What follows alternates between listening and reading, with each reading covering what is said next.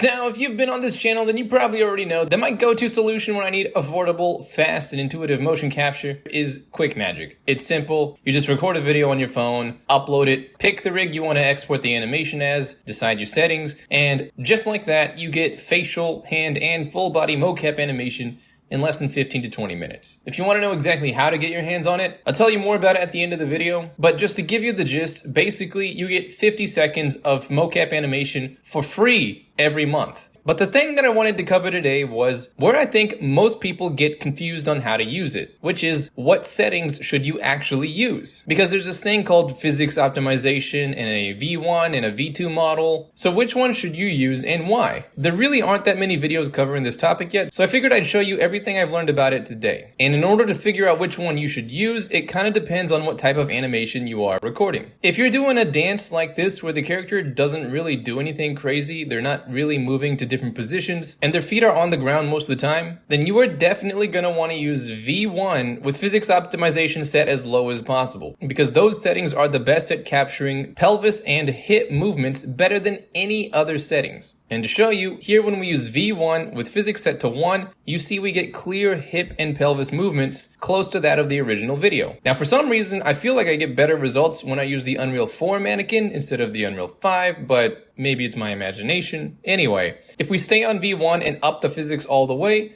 you can see we basically destroy our pelvis and bending motions, but the feet movements are a little better. Now on V2 with low physics, it looks okay, but it loses the nice hip and pelvis capture that V1 has. And if we bump the V2 physics all the way to the max, we get some really weird results. So for dancing animations, especially those containing female characters, I really recommend V1 with physics all the way down. Now if you're doing crazy flips and your character's moving all over the scene, V1 captures a lot of the body motions really well, but it sort of struggles to capture the position changes as the character is moving around. You'll see on V1, even though the video shows us moving around a lot, the model is more or less in the same spot no matter what we set the physics to. This is actually the reason that the V2 model was created. So with animations like this, V2 with low physics is probably where you're going to get the best results. Now, if your character does flips and stuff, but they don't really move to different positions, I have found that the V1 with high physics can work pretty well. So for example, you can see here, we have an animation of a simple backflip. On low physics, V1 looks like this.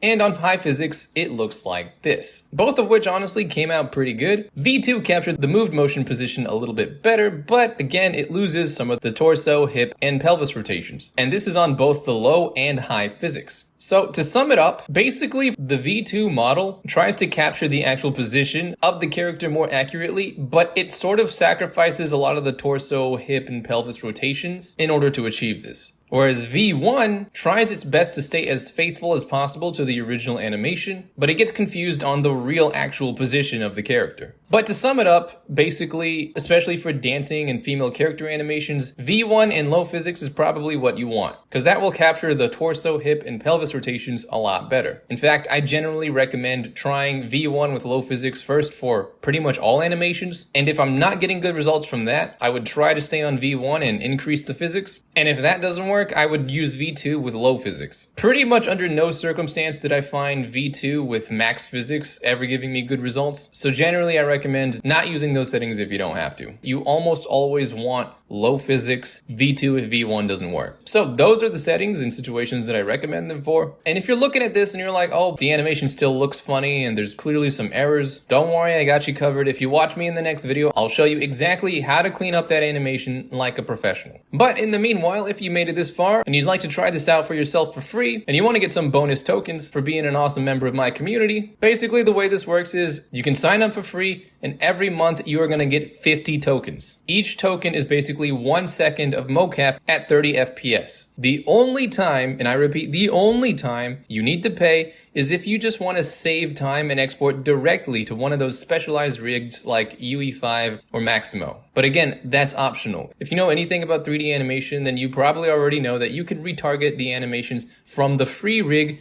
to any rig that you need. And amazingly, their free rig, the one that you get 50 seconds of free MoCap every month with, it comes with all the data you want, like the facial, hands, and full body motion. So the paid plan just saves you the trouble of retargeting, but honestly, I think that's pretty fair considering the speed, quality, and easiness you get from the free plan. And if you use my promo code and you subscribe to the newsletter there at the bottom left side of the home screen, you'll get another 50 tokens to play around with. For the rest of this video, I will just show you the results side by side for different animations and different settings, so you can see for yourself what you think works best. You can see what settings I was using for each of these tests on the top left side of the screen. But regardless, as always, hope you have a fantastic day, and I'll see you around.